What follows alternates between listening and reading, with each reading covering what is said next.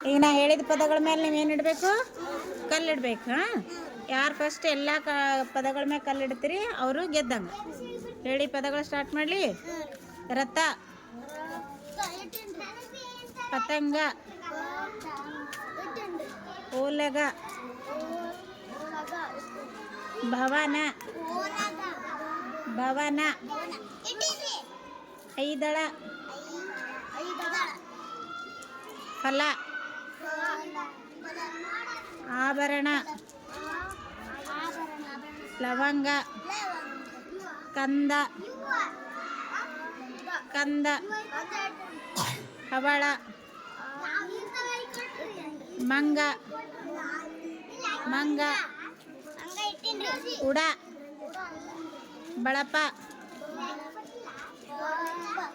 ತಬಲ, ದನ. ಏನನ್ಬೇಕಂತ ಹೇಳಿದ್ದೆ? ಹಿಟ್ಟಿ ಪುರ್ರೆ.